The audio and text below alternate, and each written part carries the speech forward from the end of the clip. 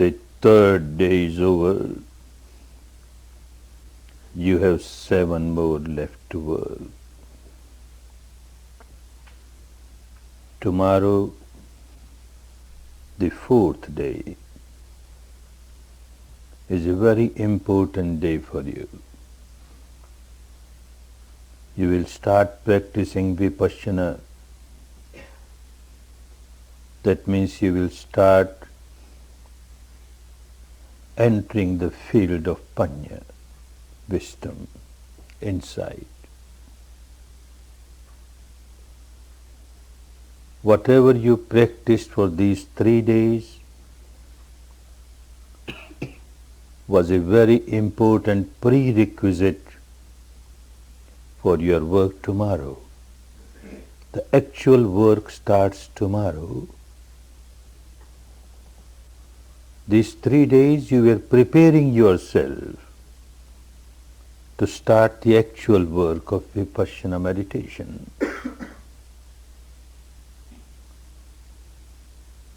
Without strong Sila, it is not possible to practice Vipassana, not possible to get the results, proper results of Vipassana. Without good Samadhi, it is not possible to practice Vipassana.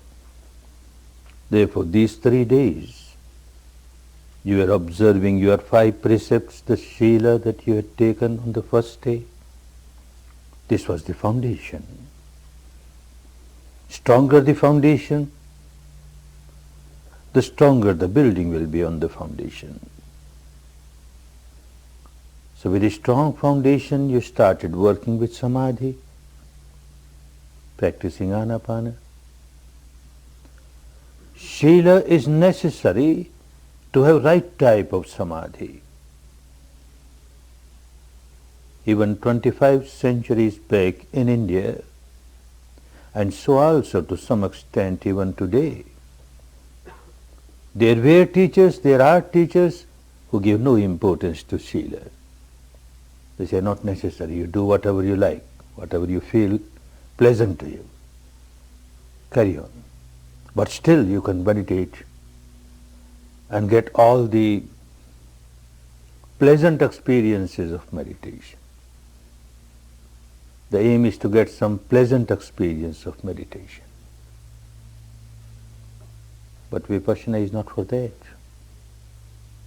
Vipassana is to get the mind purified at the deepest level, at the root level, for which not ordinary Samadhi but Samma Samadhi is necessary, the right type of Samadhi.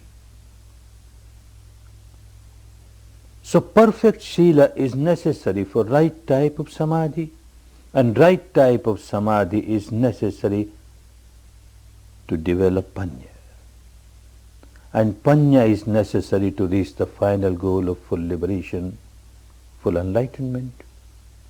Sila for Samadhi, Samadhi for Panya, Panya for Vimutti, that is liberation. This is just when you start the work, but as you proceed, you find all 3 of them, Sila, Samadhi, Panya, they start helping each other. It's like a tripod with 3 legs. Even if one is weak, it can't stand. All 3 must be strong. Sila will help, Samadhi will help Panya. Samadhi will help, Sila will help Panya. Panya will help, Sila will help Samadhi. All 3 are interlinked and they start helping each other. If one is perfect in Sila, good. It gives its own benefits, good results. But merely having perfection in Sila alone cannot take one to the final goal of full liberation.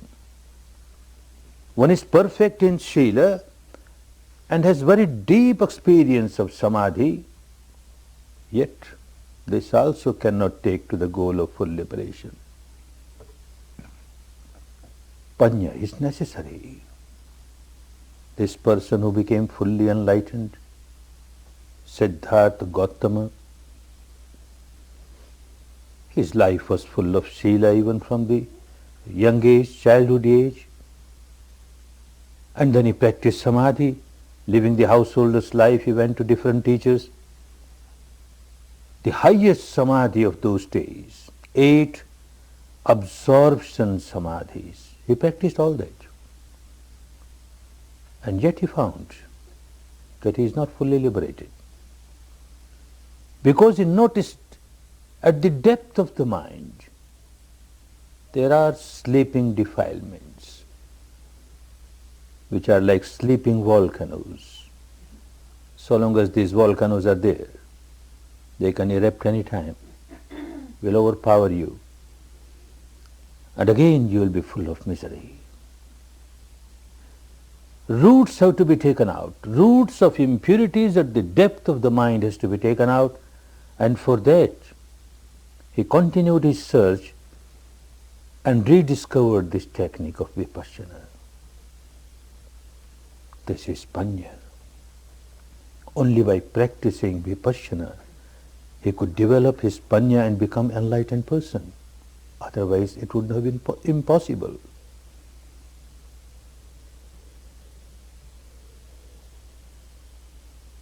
Vipassana was lost to the country. Talk was there. Panya was lost to the country in its perfection. He rediscovered that.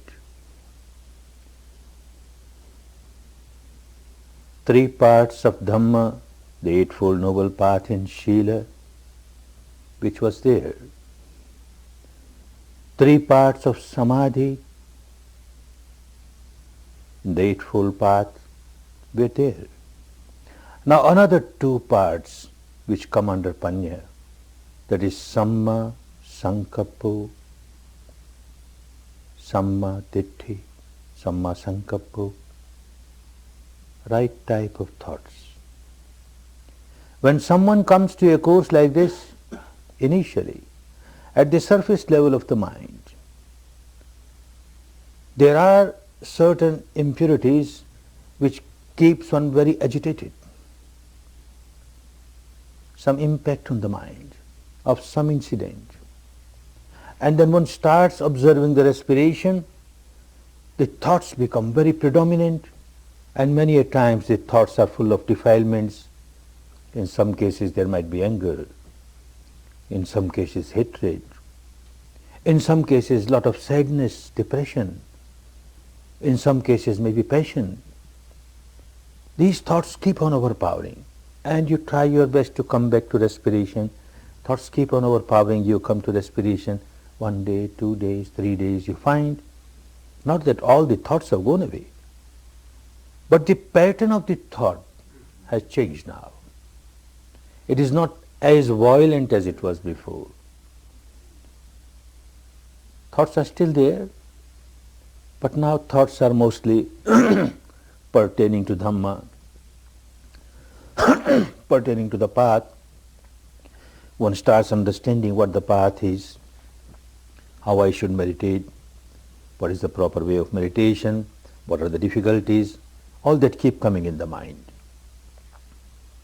Not the thoughts of harming somebody. This is Samma Sankappa. Still, it is not the right type of Panya which made him fully enlightened. Good thoughts were there in the teaching of all the teachers of India before him, contemporary to him, and after him. Have good thoughts. They are necessary. Then you can see things properly. And that is Samma Ditti, a right understanding, a right view. You can see things properly as they are. Like the sun is covered with very dark clouds, black thick clouds, and you don't see the light, it's all darkness. Some layers of these clouds go away. Clouds are still there, but they are not so thick, not so dark, they are thin. Light, you start seeing light, although All have not gone away. That is necessary. This type of samma sankappa thoughts are still there. You have not reached the stage where the mind has become free from thinking, free from thought. It is there. But it is not that disturbance which won't allow you to take the next step.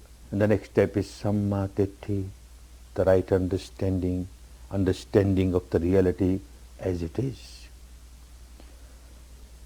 And this is the real panya. Well, there are 3 stages of panya, wisdom. Progressively, one moves towards the panya which will liberate. 3 types of panya in the language of those days. It was called Suttamaya panya, the next Chintamaya panya, and the third Bhavanamaya panya. Suttamaya panya. You heard something, you read something, wisdom of somebody else. A wise person, an enlightened person, a saintly person speaks words of Dhamma. They come in scriptures. You listen directly from this person, or you read scriptures and you accept it. You accept it most of the time because you have got great faith and devotion in this person, or you have got great faith and devotion in the scripture, particular scripture, and you accept it. Good. Very helpful. Those who have never heard anything about Dhamma, those who have never heard anything about the truth, may remain confused the whole life. At least one has heard about Dhamma, has listened to Dhamma, listened to the right things, correct things. But this is not enough. Just by developing Suttamaya panya, the wisdom that one heard from somebody or read somewhere, cannot liberate you. It is very good in the sense that it will give you inspiration, it will give you guidance to take the next step. And the next step is Chintamaya panya, which means understanding the truth, developing the wisdom at the intellectual level. Human being is a rational being. He is not supposed to accept things blindly. He must use his intellect, have reasoning. Whatever I have heard, whatever I have read, is it logical? Is it pragmatic? Shall I accept it? At the intellectual level, one tries to understand it and one finds at the intellectual level, yes, it is quite logical, quite scientific, quite acceptable, and one accepts it. The second step of panya, very important step. Very helpful in the sense, again, you get inspiration and you get a direction to move towards the third step, which is Bhavanamaya panya. Bhava is to happen, to live. Your own wisdom, now you experience, direct experience, you lived that wisdom, and this alone will liberate you. The first 2 will be helpful to you, but they cannot liberate. The first 2 were there in India at that time. The discovery of Buddha was this third, experience it. They were all the talks there. They were teachers who will say, keep yourself away from craving, keep yourself away from aversion, all these sense objects, illusionary, delusionary, and you keep on getting attached to them. You generate misery for yourself. Come out of this attachment, become detached, and you come out of misery. All those teachings were there. But how to come out? Unless one has developed Bhavanamaya panya, the wisdom, with direct experience, this starts helping one to come out of the misery. First and the second can be very helpful, can be very harmful also. Many a times they become very harmful. Like Sutmaya Panya, someone is born in a particular family, brought up in a particular society, having faith in a particular tradition, particular scripture, belief. From the young age one gets the mind conditioned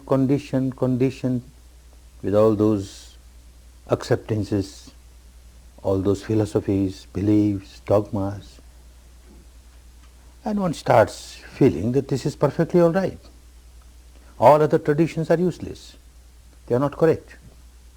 My tradition, this is the best, and I accept it. One does not take the next step at all.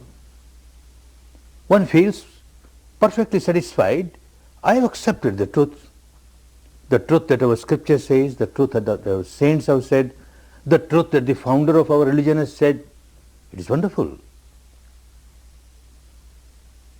That becomes a great barrier, a bondage. Such person will never use the intellect, will never try to reason what is being taught. Far away. To develop one's own ability to experience it is far away. Becomes a big bondage. If someone who is convinced with the Suttamaya Panya and yet being a human being, a human species, wants to reason out things and he starts reasoning. Is it true? Is it correct? Is it acceptable? Is it pragmatic? Then the elders get worried. The elders of the family, the elders of the society, the elders of this particular community, they don't like it. They say, oh, you don't have belief. You don't have faith in our scriptures.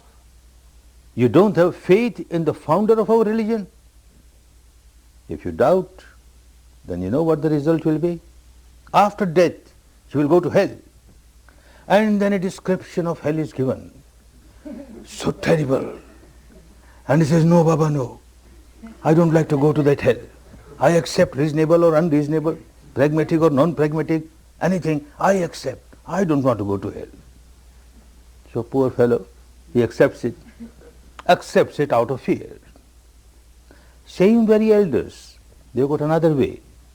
And they will say, look, if you accept whatever is written in our scriptures, whatever our tradition says, our philosophy says, if you accept it, then you know what will happen. After death, you will get heaven. And then a wonderful description of heaven. So wonderful, so wonderful. You will enjoy all the sensual pleasures there, celestial pleasures, so wonderful, which you can't get in this world. The mouth starts watering. Wonderful. If I get that, I accept everything. I don't mind accepting. By accepting, if I get that heaven, I am the first person to accept. You accept it. So you accept it either out of blind faith, or you accept out of fear, or you accept out of greed. You are just accepting. You are not using your grey matter to understand what it is. And somebody has taken the next step. That also can become a big bondage. Many a times it so happens. You start reasoning, you find very logical. And especially the belief of your own tradition. Like a good lawyer, you will find so many ways of convincing yourself, this is correct. Our tradition says so, it is correct. You keep on arguing yourself and get yourself convinced, yes, this is correct. And that is the end of it. Now I know everything. My intellect says this is correct. And you inflate ego. I know everything now. I am such a wise person. I can write books upon books on this philosophy, on this belief. I can give lectures. I can have debates, arguments, discussion to prove that every other belief is wrong. This belief is correct. And this madness will not allow him to take the next step. So these two can become big hindrance. If one starts taking the step in the Bhavanamaya Panya, then you start experiencing the reality yourself. So long as you are not experienced, the reality is no reality for you. It is always distorted. Each individual has to experience the truth oneself to reach the final goal. This person, Siddhartha Gautama, he realized the truth within himself, developed his Bhavanamaya Panya, and became an enlightened person, became a liberated person. This Panya that is developed within himself could liberate only one person, not two.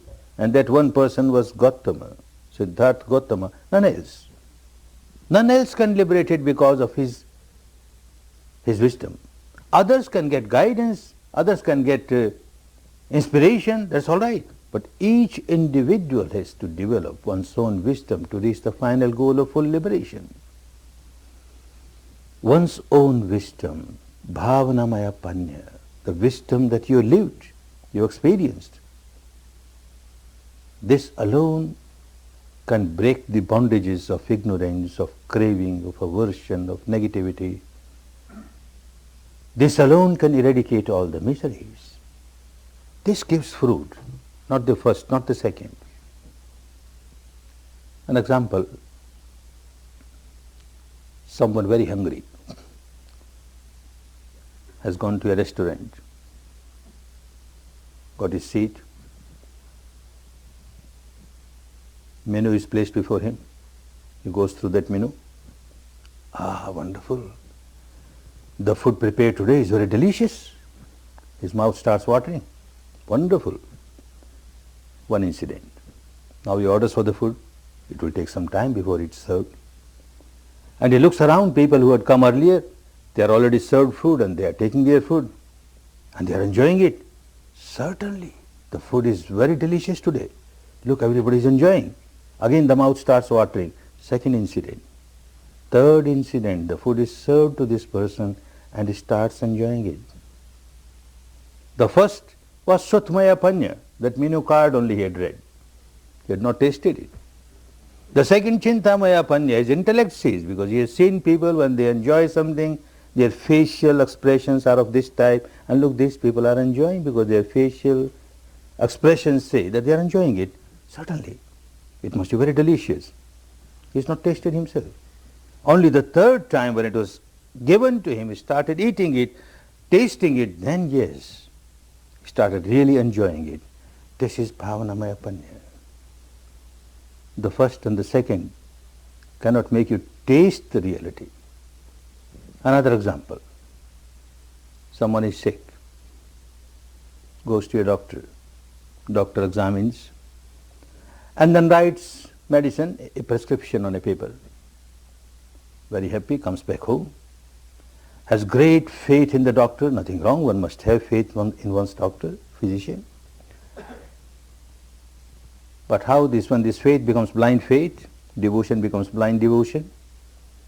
In his house, on the altar, he places a statue of the doctor, picture of the doctor, and offers sweet and fruits and flowers and incense, and then makes 108 rounds around it and bows down 3 times. What does that help? Takes out that piece of paper and keeps on reciting. 1 pill in the morning, 1 pill in the afternoon, 1 pill in the evening, 1 pill in the morning, 1 pill in the afternoon. What does one get? Madness. This is what happens when the faith becomes blind faith, the devotion becomes blind devotion. All right, second incident. After all, a human being, a rational being, so he runs to the doctor. Why you gave me this piece of paper? And what is this? How will it help me? The doctor is an intelligent fellow. He says, well, look, this is your disease and this is the cause of the disease. If you take this medicine, this cause will get eradicated. When the cause gets eradicated, your sickness gets eradicated. Ah, wonderful. Now I understand. My doctor is so wonderful. His medicine is so wonderful. And what he does now? Coming back home, he starts fighting with all the neighbors. Useless, your doctors are all useless. My doctor is wonderful. The medicine suggested by your doctors is useless. The medicine suggested by my doctor is wonderful. Keeps on fighting, doesn't take medicine. Keeps on fighting. Oh, this is what happens. Every wise person, a saintly person, an enlightened person, when he finds people miserable, suffering, then he gives this prescription of Dhamma. You practice Sila, you practice Samadhi, you practice Panya, you will come out of your misery. Nobody tries to practice. They start different sects, beliefs, dogmas, rites, rituals, and get involved in that, and nobody practices. No benefit. And the third Panya, Bhavanamaya Panya, is to apply Dhamma in life by direct experience. It is only this which gives the benefit. Your own direct experience.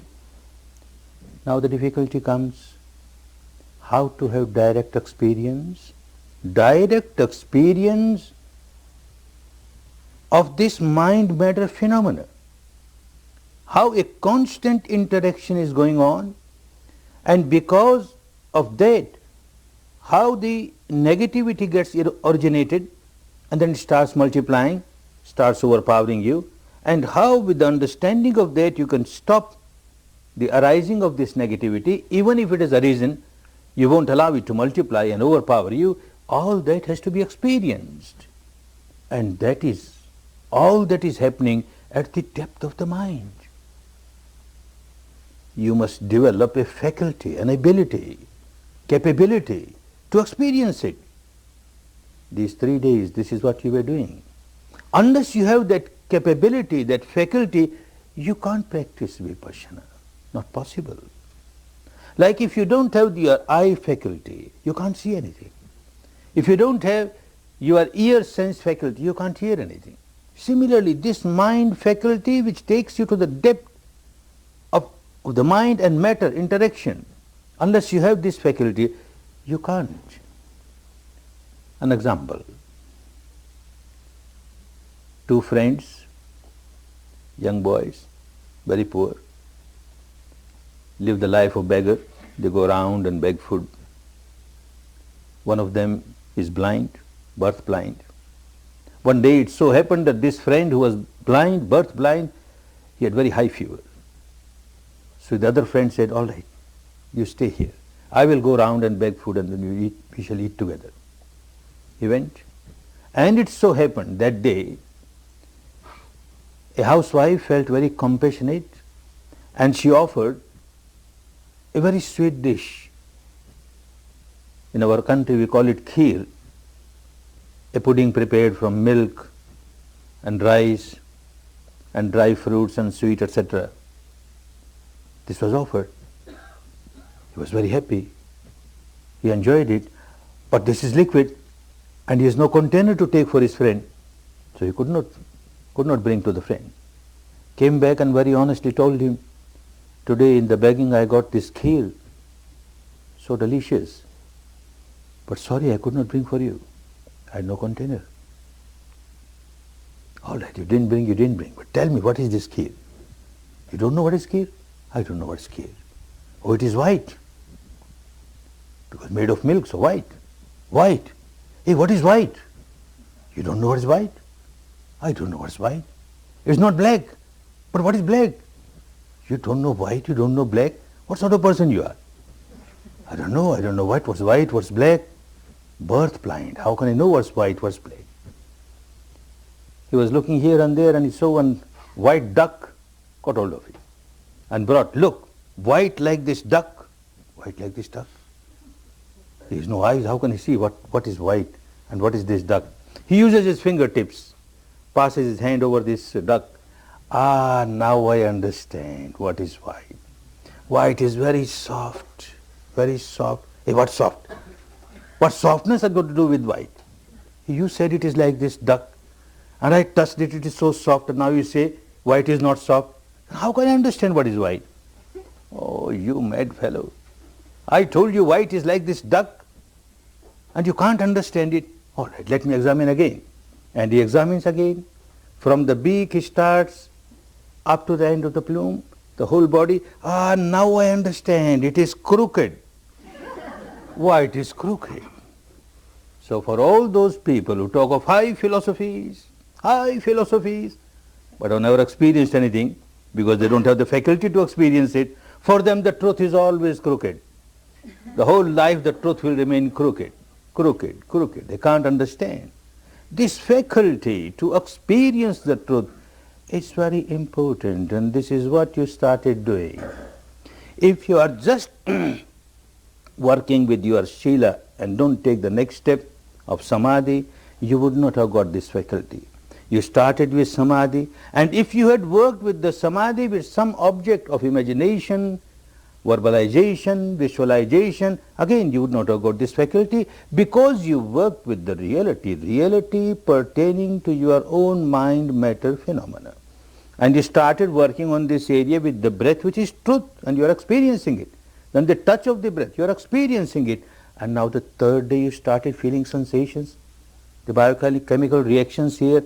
This is how you are going to the deeper levels of your own mind. The deepest level of the mind, what is called the unconscious mind, is actually not unconscious. This is all the time conscious, day and night, but conscious of the sensations on the body that you started experiencing here. Such sensations are there throughout the body. Throughout the body something or the other is happening, some change is taking place, a change with the manifestation of this sensation or a change with the manifestation of that sensation, but some change is going on. And that can be experienced only by whatever you did for these 3 days. A beginning is made. Tomorrow you will explore the entire field and you will find everywhere some sensation or the other. This is how you are moving from the surface level of your mind to the depth of the mind, where deep-rooted complexes from the past are all accumulated there, where lies the behavior pattern of your mind, the deepest level of your mind. And the behavior pattern of this mind is to react. Whenever it feels any pleasant sensation on the body, it reacts with craving, with clinging. Whenever it experiences any unpleasant sensation on the body, it reacts with aversion, with hatred. You are moving towards that. At the intellectual level, it is very easy. It is very easy to understand that there is a change taking place everywhere. And everything is so impermanent. Anyone who takes birth dies. Anything that is manufactured later or sooner or later gets destroyed. Everything is impermanent. But that is an intellectual understanding. Experience of it can be only within the framework of your body. The law of nature is law of nature everywhere, inside, outside. But the law of nature that you see outside can be acceptable, can be understood at the intellectual level. But the reality, the law that you experience within the framework of the body can be experienced. And this experience is called bhavanamaya panya. You are living there. You have direct experience. Otherwise, it does not help. At the intellectual level, there were teachers before Buddha, at the time of Buddha, after Buddha, who kept on giving the same teaching, but it didn't work to the depth as it worked for people who started developing their own bhavanamaya panya. Like something very traumatic happens in the life. A very near or dear one has passed away. And you take his dead body to the funeral pyre and burn it, or to the graveyard and put it in the grave. While that is going on, one develops so much of wisdom. After all, everything is so impermanent. One who takes birth dies. Nobody is free from death. I will also die one day. People will bring my body, put in this grave, or burn on this funeral pyre. Then what is the use of all this craving, clinging? fighting with people, accumulating this or that. Ultimately, everything will be left here and my body will be burned. Big wisdom. But how long? As soon as one takes one step out of that graveyard, again the same I, mine. All madness is there. Makes no difference. It was only intellectual understanding. Or people come to such Dhamma talks, such discourses. Wonderful. Now I understand why this attachment is so bad. It gives so much of misery. The more you are attached, the more miserable you are bound to be. Misery, misery. This I is a big misery. Mine is a big misery, big misery. At the end of the discourse, when you go out of the hall, hey, where are my shoes? Who has taken away? My slippers I purchased only today. New ones, what happened? Start crying, mine. Makes no difference. It's all intellectual. Doesn't have. One has to experience. And it is so difficult to experience, so easy to understand at the intellectual level, so easy to accept it at the devotional level, so difficult to experience, because unless you have that faculty to experience, you can't. There is so much of illusion, so much of delusion. At the apparent level, something appears to be so, seems to be so, actual level is totally different. Like night time, you go to bed, you lit a lamp or a candle, you go to sleep, next day morning you get up and you see the candle, the light of the candle, the light of the lamp, and you are under the impression the same candle, the same light. Where the same candle, where the same light? Every moment a flame arises and passes away, another takes its place and passes away, another takes its place and passes away. There is no interval. Continuously. And that gives the impression, the same flame, the same light, the same flame, the same light. A big illusion. This electric bulb, I pointed towards it twice. One remains under the impression, the same light, the same light. Where the same light? If it was the same light, then why at the end of the month this electric company sends me a bill? You consume so many units, so many dollars, what for? My light I purchased in the market, my switch, and you on it, I get my light. Who are you? What for you want money? He is quite correct. He is generating their electricity. It comes through the wires, gets consumed, new takes its place with such great rapidity. The old one passes away, the new takes its place, the old one passes away with such great rapidity, it gives the impression the same. Another example, you cross the river. Morning you crossed the river, went to the other bank of the river, whole day you worked there, and then again you took the boat and came on this side of the river. You are under the impression, I have crossed the same river. Where the same river? Even if you take a dip in this river, you take a dip and the head above the water, second dip, head above the water, third dip, head above the water, you are under impression that I am taking dip in the same river. Where same river? Constant flow is there. The dip that you had in the river is gone. Not a single drop remains, all have gone. Second dip in a second river altogether. Third dip in a third river altogether. The morning you crossed this river by your boat, by evening it was a totally new river. And yet the impression remains the same river, the same light. How to come out of this? Certain things which are within the capacity of your sense organs, like you have got eyes and you can see things, there is a limitation for that. The flame of the lamp arising, passing, passing. If you see very carefully, you can notice, yes, arising, passing. But the light of electricity, it arises and passes with such a great rapidity beyond your eyes' capacity. The flow of the river, yes, it is flowing. The second dip is a new river. Third dip is a new river. If you give attention, you can understand. But how to understand? This fellow who took the first dip is gone. Second dip is taken by altogether a new person. Third dip is taken by altogether a new person. How to understand that? You don't have that faculty to experience it. If one has not practiced Vipassana, then this Goenka, who started talking about half an hour ago, will remain under the impression, the same Goenka.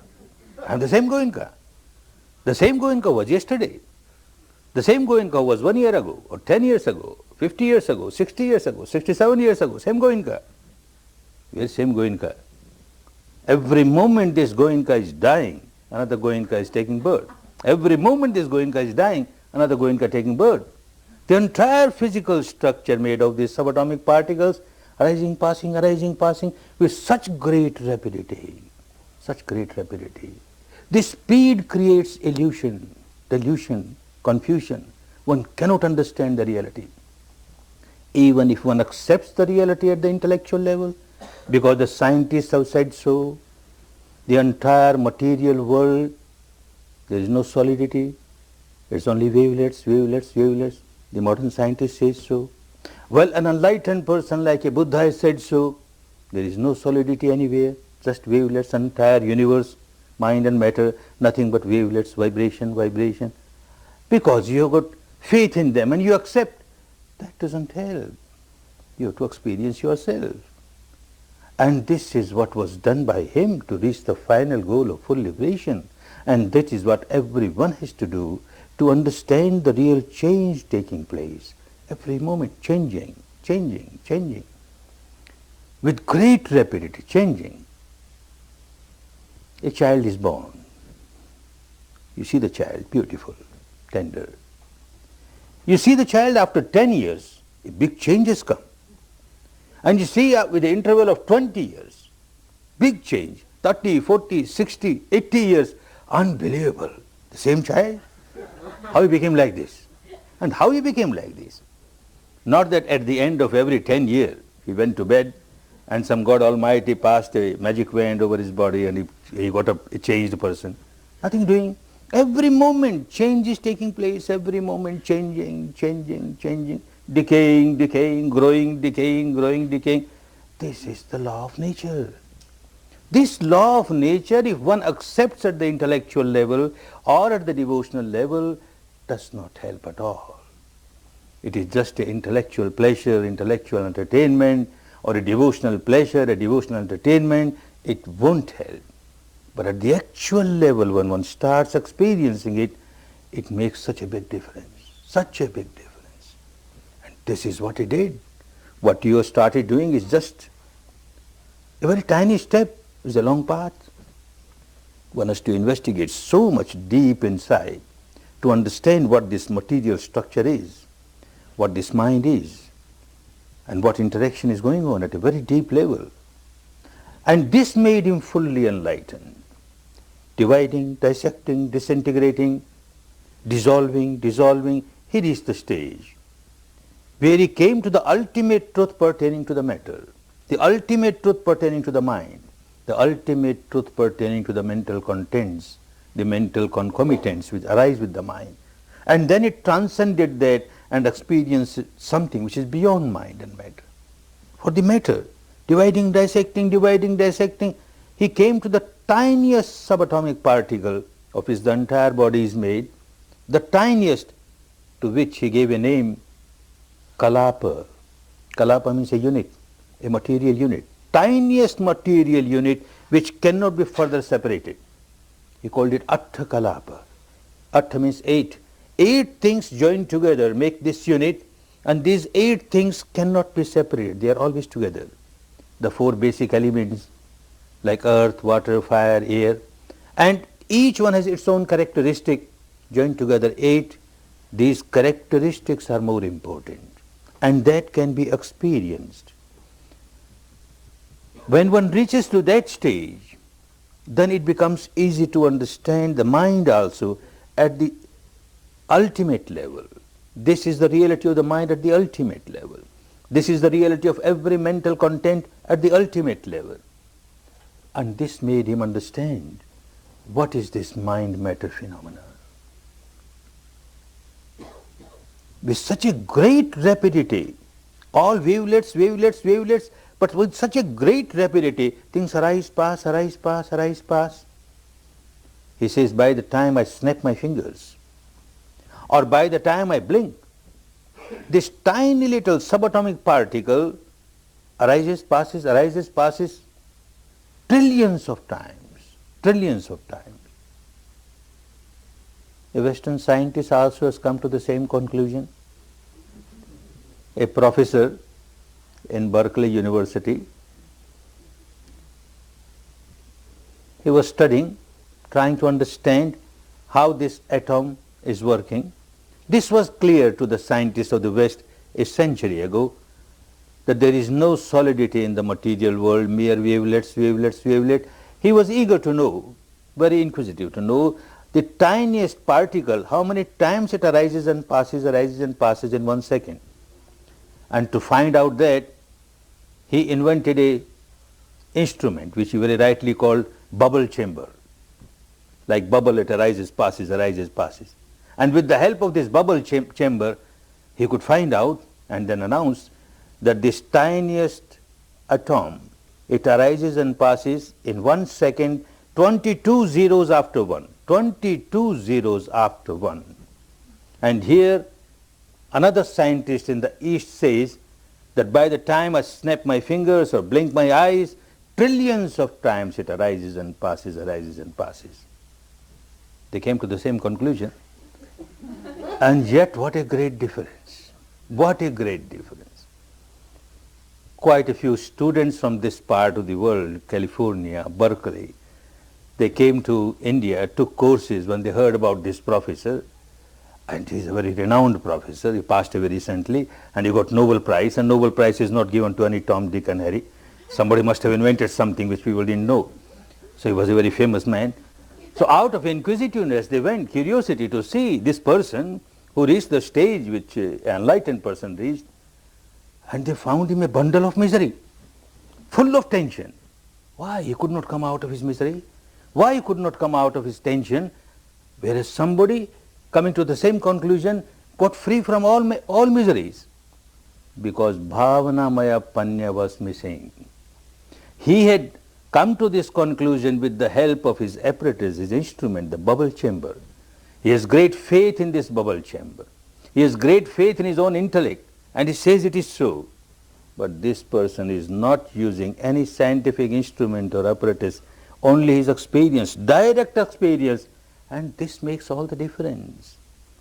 When you go deep inside to understand the reality of your mind and matter interaction, it is not for the sake of curiosity, not to quench the thirst of your inquisitiveness. It is, the purpose of it is to come out of the ignorance and see how, out of ignorance, you keep on generating impurity after impurity, defilement after defilement, negativity after negativity, and you become a bundle of misery. To change that habit pattern, one has to go deep inside, and experience the truth. The first truth which one starts experiencing is the truth of change. Every moment a change is taking place.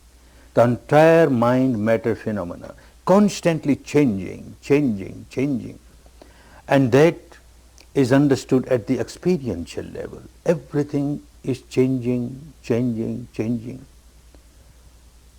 There is nothing throughout the physical structure or the mental structure, as you keep on dividing, dissecting, disintegrating, dissolving, nothing which you can say this is the hard core and now this remains permanent.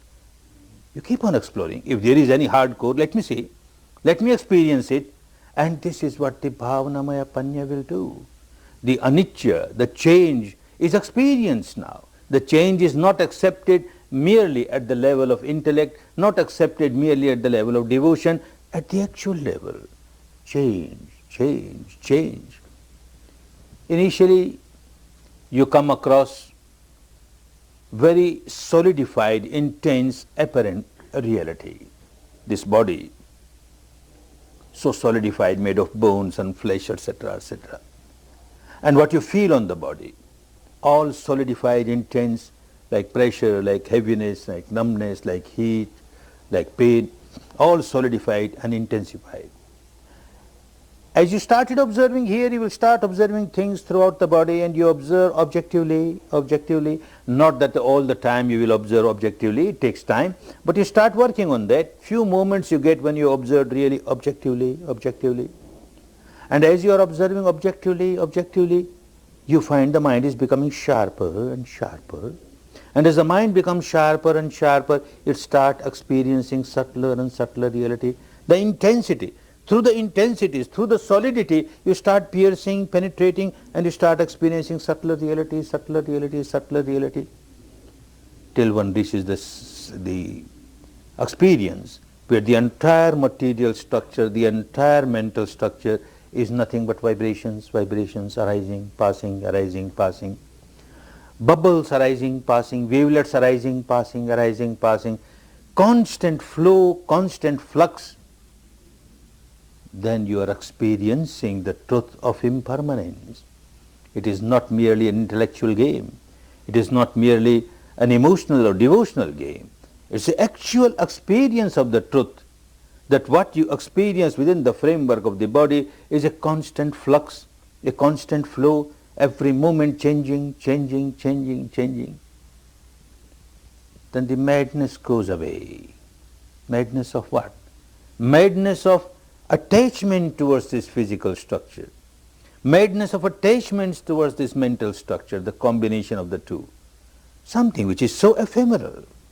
What purpose will be served by developing craving towards it, developing aversion towards it? And one learns how to observe. Observe equanimously, equanimously, equanimously. Old habit pattern was to react. This very mind-matter phenomena generating this sensation or that sensation, pleasant or unpleasant, and a reaction is there, craving or aversion, you lose the balance of the mind, you become very agitated. And now this first part of wisdom, anicca, will become clearer and clearer at the experiential level. As one develops this part of the wisdom, anicca, anicca, anicca, everything changing, changing, changing, another part of wisdom will raise its head. Dukkha, oh misery. Initially when you start practicing, observing the reality about yourself, coming across very solidified, intensified realities, the sensations which are very painful, heavy, numbness, pressure, tension, etc., obviously it is misery. So miserable. You don't like it, you want to get rid of it, and it is there. But you are trained to observe. However misery it is, you just observe. However unpleasant it is, just observe, just observe. And people reach the stage, sometimes on the 7th day or 8th day or 9th day or 10th day, or maybe in 2 courses or 3 courses, they reach a stage where all the solidity gets dissolved and there is a very free flow of subtle vibrations throughout the body, energy flowing throughout the body, and it looks so pleasant, so pleasant. Ah, wonderful. This is bliss. This is ecstasy. I was looking for it. Now I got my goal. And you develop so much of attachment to it. Ah, I got it. I got it. Without understanding this is equally impermanent, changing, changing. Morning you had a wonderful experience of a flow of energy throughout the body. And afternoon it changed. And you again have pains and heaviness and numbness. And you come to your teacher or your assistant teacher and say, oh, wonderful, morning meditation was so wonderful, and now it is so bad. You become so miserable because you developed attachment to something which was so impermanent. Then it becomes so clear that not only unpleasant sensations are misery, the pleasant sensations are also misery, because there is a tendency of your developing attachment to it. And every attachment is synonymous to misery. You are bound to feel miserable because whatever you are attached to is not permanent, it is impermanent, bound to change sooner or later. This becomes clearer and clearer. The dukkha, not the dukkha of the pains, etc., but the dukkha of even pleasant sensations in your body. The third part of panya will raise its head. It will become so clear, anatta, no I, no mine. It appears to be so. There is an I in me. It appears to be so. This is mine. But then as you proceed further, at the experiential level, not at the intellectual level, it becomes so clear. What is I? You explore the entire field of matter within you, the entire field of mind, the combination of the two, and nothing but wavelets, wavelets, wavelets, bubbles, bubbles, bubbles arising, passing. Now which bubble is I? This bubble is I, and it's gone away, so I am gone away. Which wavelet? Which wavelet is I? It is gone, so I am gone. Which wavelet? Oh, for conventional purpose, we have to use these words, I, mine, you, yours. Actually, there is no I, no mine. You have to use these words. Otherwise, how can you say this mass of bubble talking to that mass of bubble? It doesn't work. You have to use these words, I, mine, you are, he, she, etc. That is apparent truth. It appears to be so. This is also true. But the ultimate truth, the real truth is nothing but wavelets, wavelets, vibrations, vibrations, bubbles, a senseless. This anatta. If there is really I, or if there is really mine, something mine, I must have possession over it. What possession I have got? What possession I have got? At the age of about 40, one looks the face in the mirror and sees some grey hair. I'm getting grey. Oh no. Oh no. And runs to the chemist shop, buys some dye, hair dye, and uses it. I'm young. I'm still young. Tries to deceive others. Tries to deceive oneself. But how to deceive this nature? The law, the Dhamma. One is graying. One is decaying, decaying, decaying. Dying, dying, dying. Every moment you are dying, you are dying, you are dying. If you control, if you are master of your own physical structure, you say, no, you can't decay. You must remain as I want you to remain. Nothing doing. You are helpless. It is decaying, decaying, decaying. Without understanding this phenomenon, constantly changing phenomenon, one feels so happy. I am 20 years old, birthday party, big celebration, happy birthday to you, happy birthday to you. Poor chap doesn't understand, he's 20 years nearer his graveyard. What happy? This does not mean that whenever your birthday comes you start crying, I am nearer 1 year to my... Oh no, Dhamma does not teach you to cry. You understand the reality. This is the fact. So many time is gone now. Whatever is left, I don't know how much is left. Whatever is left, what best use I can make? What best use I can make? Well, this is wisdom. When anatta becomes clear, when anicca has become clear, changing, changing, changing, dukkha has become clear, anatta has become clear, then you are developing, you are getting established in wisdom. Step by step you are moving towards your final goal. Then in day-to-day life you find your wisdom is manifesting itself in your dealing with people, dealing with situation. You will understand this is the apparent truth, and you have to deal with the world at the level of apparent truth. You can't say this wall is just mass of vibrations and wavelets. My leg is also just wavelet. I kick it and my leg will go just out of it. Doesn't happen. It will break your leg. So at the apparent level, it is true, it's solid wall, and this is also solid. But at the ultimate level, mere vibration, vibration, this also mere vibration, vibration, so that you don't develop attachment towards it. And when that starts happening, you learn how to observe things not just in a solidified reality, apparent reality. Apparent reality is so, solidified reality. You will feel like dividing it, dissecting it, disintegrating it, and see the ultimate truth. When one does not have proper wisdom, and a man looks at the solidified body of a woman, so beautiful, so beautiful. Or a woman looks at the solidified body of a man, oh, so beautiful, so beautiful. When you develop in Dhamma, you will try to understand what beautiful. Let me see. Let me divide, dissect, disintegrate, and see what's beautiful. You start from the top of the head. These hairs, beautiful.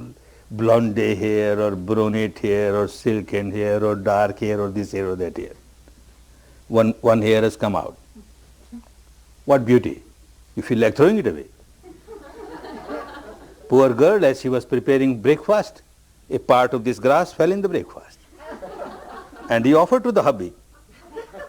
And the hubby found out, hair, oh, dirty hair, you spoiled my breakfast. What dirty hair? Whole evening, whole night you are praising beautiful hair, beautiful hair. Now it has come with your food. Eat it. Why shout? It was beautiful only when it was integrated. When it remained integrated, it was beautiful. The moment got disintegrated, you know, no beauty. What else beautiful? Move further. You come to the teeth. Ah, wonderful, so beautiful. Rows of pearls, pearls. One tooth has come out, broken. A pearl has come out, a valuable pearl. Keep it in the safe, in the treasury. Throw it away, a piece of bone. It's a piece of bone the moment it gets disintegrated. When it is integrated, it is a pearl, valuable pearl, a row of pearl. And what else as you move further? Oh, these nails, so beautiful nails. And so well nail polished. To suit the color of the skin or to suit the color of the gown or the sari, so beautiful, so beautiful. And the same story, poor girl, she was clipping her nails and some part of these nails fell in the food. And the husband, so nails, dirty nails, what dirty nails? Beautiful nails, beautiful nail polished, and your food is so beautiful, joined together, doubly beautiful, eat it. What beautiful?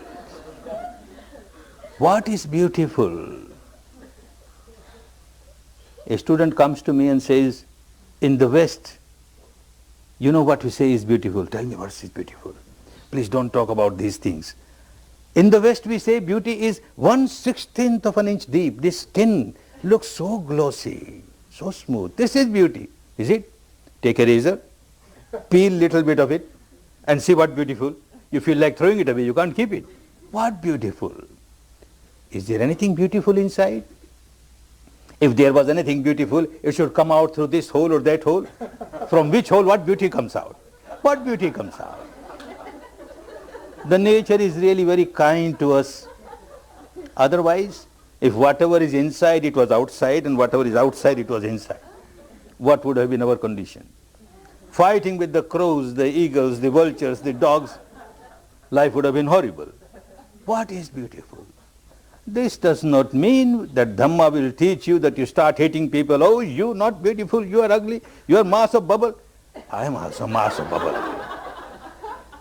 Dhamma will not teach hatred.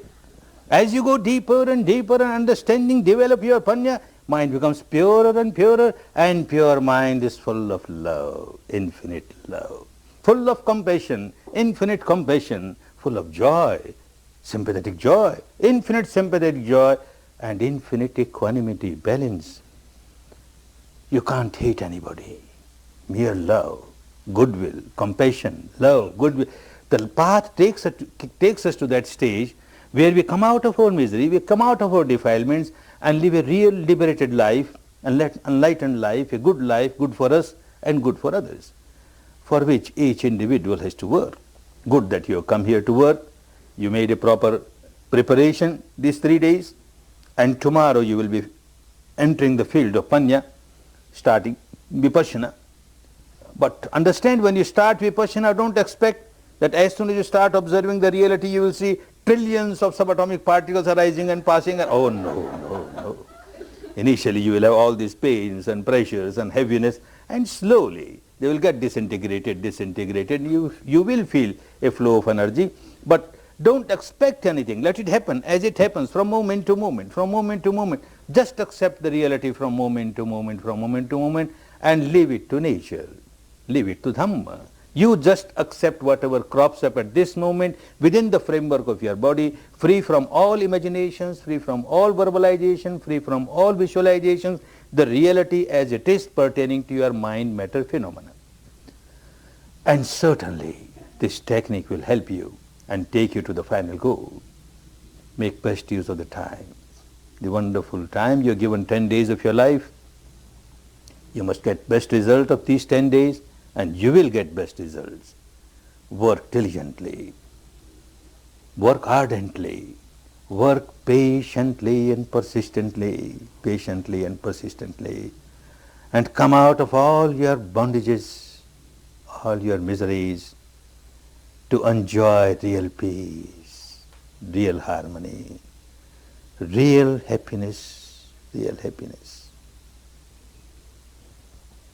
Bhavatu sarva mangal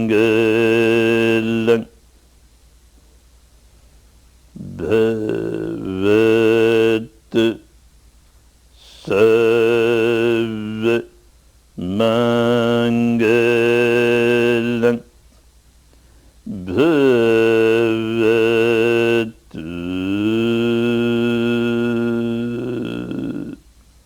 Sarva Mangalam